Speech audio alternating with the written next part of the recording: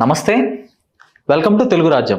ఈరోజు మనతో పాటు ఉన్నారు సామాజిక ఉద్యమకారులు చలసాని శ్రీనివాస్ గారు. వారితో మాట్లాడదాం. సార్ నమస్తే. నమస్కారం అండి. సార్, కర్ణాటకలో అయితే పవర్ ట్రాన్సిషన్ అనేది చాలా స్మూత్ గా జరిగినట్టుగా మనకు ఇప్పుడు ప్రస్తుతానికి అయితే కనపడుతుంది. సిద్ధరామయ్య గారు నిన్న రాజీనామా చేశారు. ఇంకొక 2 రోజుల్లో డికే శివకుమార్ గారు ముఖ్యమంత్రిగా పదవి బాధ్యతలు అయితే చేపట్టబోతున్నారు. ఇదైతే స్పష్టంగా అర్థమవుతుంది. సో ఇప్పుడు సిద్ధరామయ్య గారిని తప్పించి డికే శివకుమార్ లాంటి ఒక డైనమిక్, చాణక్య, కాంటెంపరీ లీడర్స్ లో, కాంటెంపరీ పాలిటీషియన్స్ లో దేశవ్యాప్తంగా కొంత ఫేమ్ ఉన్న వ్యక్తి, అంటే అమిత్ షాతో సమానంగా ఒక స్టేచర్ ఉన్న వ్యక్తి కాంగ్రెస్ పార్టీలో, అలాంటి వ్యక్తిని తీసుకురావటం ద్వారా, అలానే ఆ పాత తరం నేతల్ని కొంత వాళ్ళని వెనకడు వేయమని చెప్పడం ద్వారా ఓల్డ్ స్కూల్ పాలిటిక్స్ కి కాంగ్రెస్ స్వస్తి చెప్పింది అనుకోవచ్చా? చాలా డైనమిజంగా ఆలోచిస్తుంది కాంగ్రెస్ పార్టీ అండి. ఇవాళ సతీష్ గారు ఏదైతే ఉన్నారో గత 5 సంవత్సరాల నుంచి ప్రతిపక్ష నాయకుడిగా కేరళలో చాలా భయంకరంగా పోరాడాడు.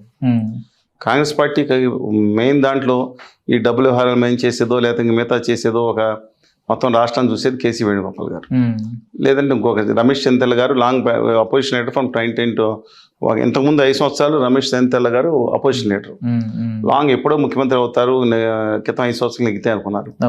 ఇవన్నీ పక్కన పెట్టి డైనమిక్గా ఆలోచించి కొత్త తరం నాయకుడి కింద ఫైట్ చేసిన సతీష్ గారికి అప్పచెప్పారు. తమిళనాడులో కూడా చాలా డెసిషన్ చాలా షార్ప్గా తీసుకున్నారు. ఈ డెసిషన్ ఇంతకుముందు తీసుకుంటే గోవాలో అధికారులకు వచ్చేది, వాళ్ళకి అధ్యక్ష సీట్లకు ఒక సీట్ తక్కువైతే అది లేక ఆలోచిద్దాం మనం ఎప్పుడు ఎవరు చేద్దాం అనుకుని ఢిల్లీ నుంచి బయలుదేరి వచ్చేటప్పుడు అమిత్ షా చక్కపెట్టేశారు. 28 సీట్లు మణిపూర్ అసెంబ్లీలో వస్తే 21, 22 ఏళ్ళకి వస్తే వాళ్ళు ఎలా అయిపోయారు ఇండియా కూడా. అందువల్ల ఇవాళ చాలా ఫాస్ట్గా తీసుకుంటాం.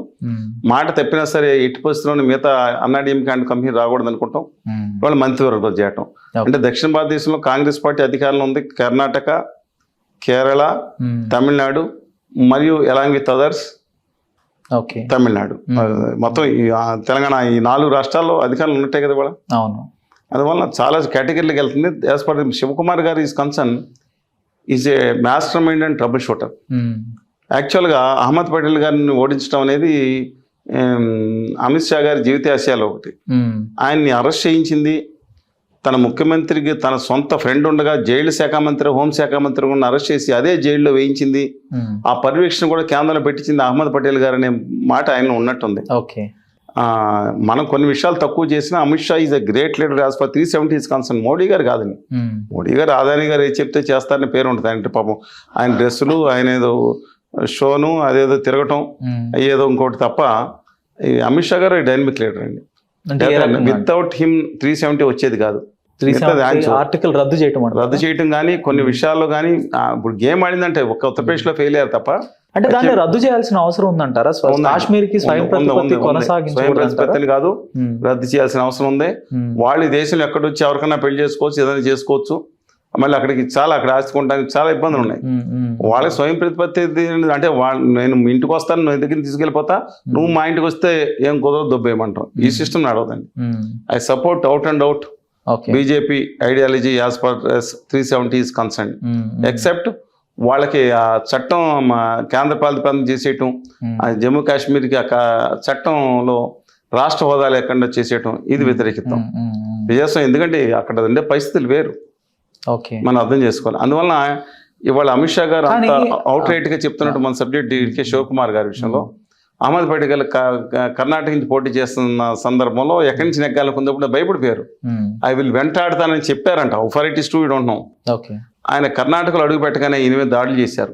ఈగల్టన్ రిసార్ట్స్ అండ్ మొత్తం మీద ఈడీలు, బోడీలు, తోడీలు మీ వేధించే, వెంటాడై నరకయాతన పెట్టే ఆయన నిలబడ్డాడు. ఇచ్చిన మాట మేరకు అహ్మద్ పటేల్ గారిని ఢిల్లీకి రాజ్యసభకు పెంచి ఎవరైతే చూడకూడదు అనుకున్నారో ఆయన ఉన్నారు. దురదృష్టవశాత్తు ఆయన ప్రభుత్వ హాస్పిటల్లో చేరారంట. దూకుడు సినిమాలో మహేష్ బాబు లాగినట్టు పైపులు లాగేశారు, ఆరోపణ అహ్మద్ పటేల్ గారు చచ్చిపోయారని వేరే సంగతి. It may not be true. కర్ణాటకలో అధికార మార్పిడి జరిగినట్టుగా ముఖ్యమంత్రిని అయితే మార్పు చేశారు. ఇప్పుడు అదే తరహాలో తెలంగాణలో కూడా అలాంటి ఒక ప్రయోగం చేసి ఎన్నికల ముందు బట్టి విక్రమార్కని ముఖ్యమంత్రిగా ముందు పెట్టే అవకాశం ఉంటుందంటారా? బట్టి Vikramarka the strong Congress core candidate. From his family, వాళ్ళ ఫ్యామిలీ, వాళ్ళ పెద్ద ఆయన, ఫాదర్, వాళ్ళ బ్రదర్ ఏఆర్ మల్లు గారు, వీళ్ళందరూ కాంగ్రెస్ పార్టీ ఉన్నారు. వాళ్ళ బ్రదర్ మన రవి గారు, వీళ్ళందరూ కూడా. అందువల్ల strong Congress candidate, good loyalty ఉంది. ప్లస్ ఆయన సామాజిక వర్గం యొక్క కోణంలో కూడా ఆయన ఉపయోగపడే అవకాశం అంటే ఉంటుంది మళ్ళీ కదా. ఉప సామాజిక వర్గం ఇంకొంతమంది తీసుకొస్తారు. డిస్పైట్ దట్ ఇవాళ రేవంత్ రెడ్డి గారిని డిస్టర్బ్ చేస్తే ఈ షూడ్ పర్సనాలిటీ అండి. షూడ్ అంటే తప్పుగా మాట్లాడేది. రేవంత్ రెడ్డి గారిని డిస్టర్బ్ చేస్తే మాత్రం పరిస్థితి అలా ఉండదు. ఓకే. ఏ నిర్ణయం తీసుకోవచ్చు. అంటే రేవంత్ రెడ్డి కాంగ్రెస్ కి దూరం అయితే కాంగ్రెస్ మనగనలేదు, అంటే మనుగడ సాగించలేదు అనే ఒక వాతావరణం ఉందంటారా? ఏమండి, కాంగ్రెస్ పార్టీ అనేది అనంతమైన సముద్రం. నేను దుద్దిరెడ్డి శ్రీధరబాబు గారి గురించి, మన గీతారెడ్డి గారి గురించి కానీ, లేదంటే దామోదర్ రాజనరసింహ గారు, అలాగే నెంబర్ ఆఫ్ పీపుల్ గురించి మిగతా నేను మాట్లాడలేను. బట్టి విక్రమార్క గారు కానీ, వీళ్ళందరూ కూడా strong Congress supports from ages. కానీ కోమటిరెడ్డి బ్రదర్స్ ఉన్నారు, ఇంకా 2-3 ఉన్నారు. వాళ్ళందరూ బీజేపీతో అలయబలేలు ఉన్నారంటున్నారు. ఓకే. అందువల్ల పార్టీ రేవంత్ రెడ్డి గారు మొన్న మోడీ గారు మాట్లాడి పచ్చి అబద్ధాలు మాట్లాడి, దేశ చరిత్రలో ఒక ప్రధానమంత్రి ఇంత పచ్చి అబద్ధాలు అవాస్తవాలు మాట్లాడి చూడలేదు. నేను అబద్ధాలు కాదో కదా ఒక్క నిమిషం ఎక్స్ప్లెయిన్ చేస్తాను. గుజరాత్కి రైల్వేలో అన్ని గుజరాత్కి ఇచ్చింది మీకు ఇస్తే ఇంకా తగ్గిపోతున్నానండి. పచ్చి అబద్ధాలు, ఇంత మోసం, నైవంచన, కళ్ళ ముందు నైవంచన చేసిన ఈ వ్యక్తిని ప్రపంచంలో కూడా గోబెల్స్ కూడా ఇలా ఉండరండి. తెలంగాణకు 5,336, ఇక్కడ చాలాసార్లు చెప్పాను మీకు, 5,336 కోట్లు ఇచ్చి 1 కోటి పెంచి, గుజరాత్కి 8,417 కోట్లు పెంచి, మోసం కాదా అది? 2వ సంవత్సరం మళ్ళీ తెలంగాణ 117 కోట్లు పెంచి, అప్పుడు 2024తో పోలిస్తే గుజరాత్కి 8,800 కోట్లు పెంచి, అంటే ఆ ఒక 2 సంవత్సరాల్లో ఆ రాష్ట్రానికి 35,000 కోట్లు అలా పెంచి మొత్తం ఇచ్చి, తెలంగాణకు 10,300 కోట్లు పెంచి, ఇది కాకుండా అదనంగా 4 సంవత్సరాల్లో ఆ రాష్ట్రానికి ముద్దుల రైలు కోసం 78,000 కోట్లు. చిన్న విషయం అండి.